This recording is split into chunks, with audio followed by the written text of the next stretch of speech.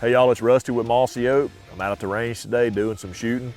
Got the nosler, ballistic tip in several different calibers, several different rifles.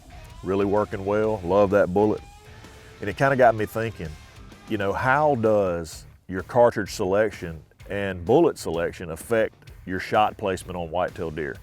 Where are you gonna aim on that deer depending on what caliber and what weight of that bullet that you're shooting? And it's a really important question. So I think the things that we need to ask ourselves is this: are we shooting just enough, or do we have some extra horsepower, some extra, you know, knockdown, if you will, when we're shooting that deer?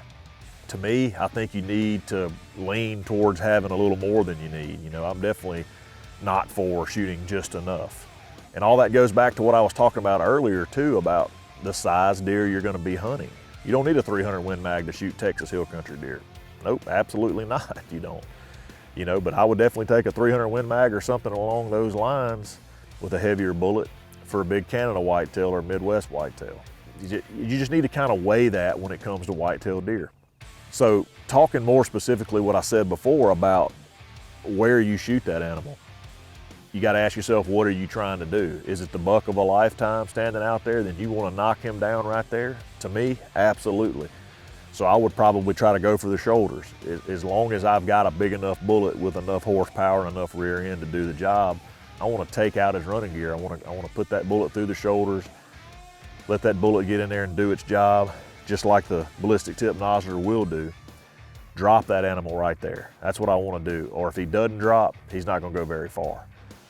But on the other hand, if I'm just meat hunting, for example, family at the camp, just like us on the weekend, and we're trying to take out some does to manage the doe herd, but also fill up our freezers, I teach my boys to shoot behind the shoulder. Send that bullet through both lungs and stay off of that shoulder meat, right? That's more meat for the freezer. So it just kind of depends on what you're after, but shot placement is definitely key. You've got to be accurate 100% of the time when you're shooting at a deer, regardless of where in the country and regardless of how big they are. You got to decide what you want to do. Do you want to knock him down right there, or do you want to save meat? So put all that into your mind when you're deciding what caliber you select and what weight of bullet you select. Then let that help you kind of decide where you want to put that bullet as far as accuracy is concerned. You know, with all that being said, I think the bottom line is we know that accuracy is number one, regardless of where you are trying to put the bullet. And you can definitely be that 100% accurate with the nosler ballistic tip bullet. Hope this tip helped you guys. I would definitely recommend checking out Nosler full line of whitetail ammunition. Top-notch stuff.